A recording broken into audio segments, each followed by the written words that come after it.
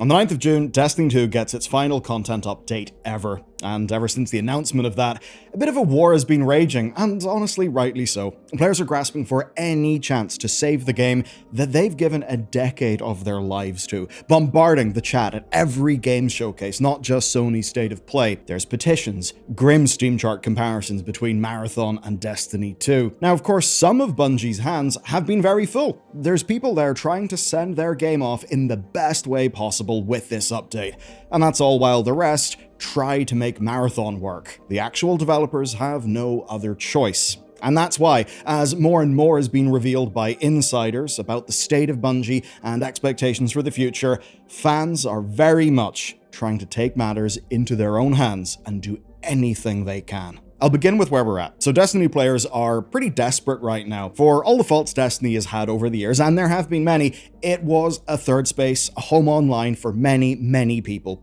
We're seeing voice actors and staff alike saying goodbye to characters. Players are fishing around for some way to save the game they love. Reading into, say, community manager posts for clues. And of course, as always, there's a change.org petition calling for Destiny 3. There always is. It's pushing past 350,000 signatures because people are hurting and they're looking for someone to blame. They're looking for a way to voice what they're feeling. And there's no better example than the viral video from Destiny content creator Aztec Ross. It's a stark video that fanned the flames. Of course, that's what it was intended to do. And I think it's all because Marathon is going to outlast Destiny. Unfortunately, at least Destiny 2. Who knows about the future? He knows Marathon is going to be the proxy for fans to vent their frustration at Bungie leadership and at PlayStation. Here's the real key quote. "I want Destiny 3.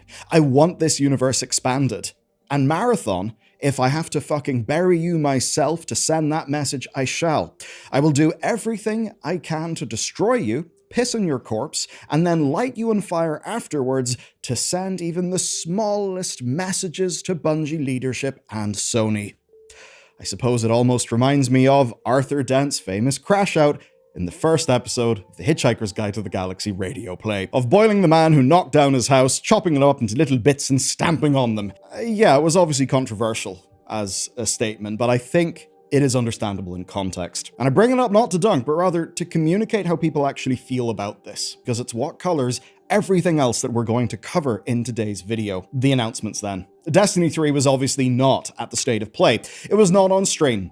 But my god, it was in the chat. Stream chats couldn't go 5 seconds without Destiny emotes or the hashtag #WeWantDestiny3. Fans had worked themselves into a frenzy believing that maybe the game had been worked on in secret. Maybe it was all some big ploy, some PR thing. Obviously it wasn't. Others, more realistically, see it as a grassroots pressure campaign that could push PlayStation toward greenlighting it. They want Destiny 3.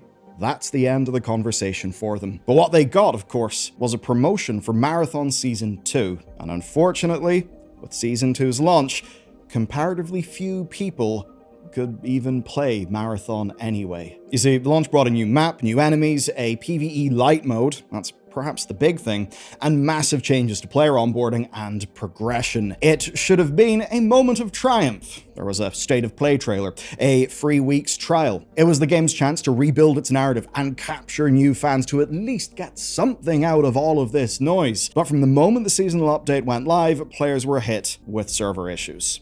It wasn't a DDoS or some attack.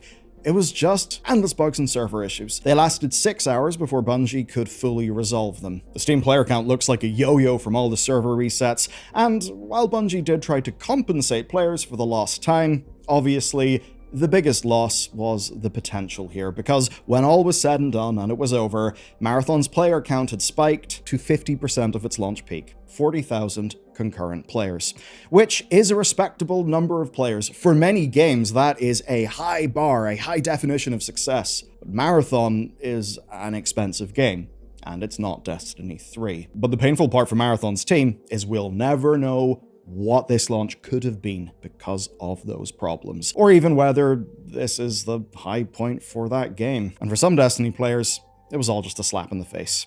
The idea that their game had to end for this is what hurt, and that has got people looking for answers. Here is a headline quote. "This final update shows the devs really were listening the whole time. Here's another quote. "It's wild that Destiny 2's biggest ever quality of life update is the one that ends the game." Quotes like this from fans and press suggest that what we're about to see, what we're about to get in the game, is a monumental effort. 71 pages of patch notes. Now, they couldn't port the vaulted content back into the game, but they could do things like bring back sparrow racing. They fixed the portal, there's buffs, quality of life features, loot, quite literally every improvement that they can throw into the game with the time they've got. It seems they've actually done it, and much of this is what players have been asking for years upon years upon years, such that the sad fact of all of this is that an update like this almost looks like the sort of thing that could get the base game healthy enough to grow again, which is why it's all the more painful given that that's it for this game. Now, in a way, there's a clear logistical reason for what they've done. While many devs on the Bungie team actually didn't know that end of service was coming, they were working on projects that could have been folded into this update. Essentially, content that would have otherwise rolled out across the year. Where now, well, we're just getting as much as they could finalize all at once. And that's led to players asking questions. Why couldn't these developers just pivot to Destiny 3? With this level of updates in hand, why wasn't Bungie given more time to fix things? Why isn't PlayStation greenlighting Destiny 3 right now? Just look at the fan response to the actual changes that have been made. The changes appear to be so good, and people in isolation essentially seem to love them. That love comes from somewhere. It comes from their desire to play more Destiny, because in the eyes of many people, the things that were roadblocks to enjoying the game are being removed now. Just that to them, there's no point in returning, because any time they put into it will be thrown into the bin. But as to the question of why this is going on, insiders have essentially given us the highlights of Bungie's reasoning. And as expected, it all begins with the expansion revamp after the final shape. The Edge of Fate launched in July 2025. It was the first expansion under their new 2 per year model, and according to sources speaking to Paul Tassi, it underperformed their expectations. Then, when the Star Wars-tinged Renegades launched, it, quote, did even worse and didn't even change sales or retention trajectory. I think we all know that's because just because you call something an expansion doesn't mean that it will register to players as an expansion, given it's obviously very different to what people would expect from an expansion for this game. And as Paul Tassi points out, that doesn't change when the decision was made to end Destiny 2,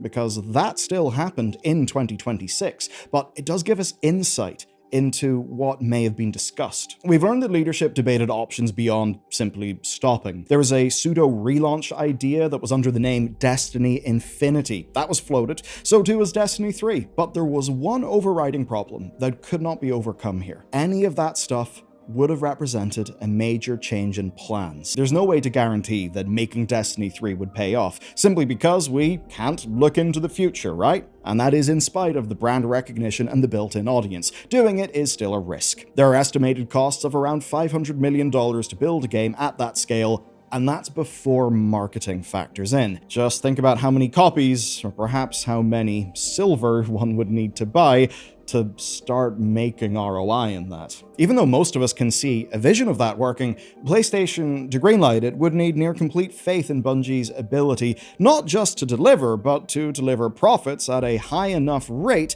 to justify the investment, and also to deliver those profits in a reasonable amount of time. Now the thing is, we know Destiny 2 was still outperforming Marathon on console, but even now, Destiny's monetization scheme is underperforming expectations. That gives them very little room to maneuver, especially when PlayStation cannot afford for Marathon to die and risk damaging the launch of games like Tokon Fighting Souls and a lot of other things they have planned. And Bungie can't just pivot what's already in production. You see, Destiny has been budgeted to operate under a plan of 2 expansions per year. They already missed their targets on both of those. The thinking is that simply continuing with that would just continue a downward trend. It would be continuing a pattern that is obviously not working. Now, Destiny 3 wouldn't just require a massive investment, it would also have to cover a period of completely absent incoming revenue. Now, Marathon adding PvE is just a redirection of existing pre-budgeted resources, where the teams are already spun up, they already exist. Destiny 3 would require an entirely new injection of capital from PlayStation. I think there's a world where they would see return on that investment, but obviously PlayStation are not interested in making that investment. Destiny's operating budget wasn't seeing the returns PlayStation needed, and PlayStation have been very clear that they are rigid about studio profitability. In their 2024 business segment reports, Herman Hulst said, and I quote, "Changed the way we support studios through central services, greater operational rigor, a much more intentional top-down approach to portfolio, increased oversight of our development processes." Now, obviously that's a corporate sentence, but what it means in practice is that Concord may have killed Destiny 3 in a very roundabout way. And remember that at the same time, this was all in the context of a massive live service push, one that Bungie was actually acquired to basically be expert leaders on. It seems most of that kind of flopped over and failed. I mean, we know the Fair Games project still exists, but who the hell knows if that'll ever come out? So effectively, what this means in practice is that the people who built a decade of memories for millions of players, they were being managed against a spreadsheet that they were never going to be able to balance. And that was before anyone even started asking about a Destiny 3, the expense and the risk that that would involve. Think about that in terms of Bungie, then, a studio that PlayStation literally just took far greater control over in the last year. It's not a fair situation, and it's not fair for the players of the game either. It is ultimately the result of years of mismanagement. I think the words manage decline would feel sensible to Destiny players. I think it would match their experience after the final shape. But for many of the people in Bungie, it's actually worse, because after all of the pain, all of the layoffs, all of the expertise leaving the studio, they were then in a weaker than ever position, and the thing is, they cannot act without PlayStation's input.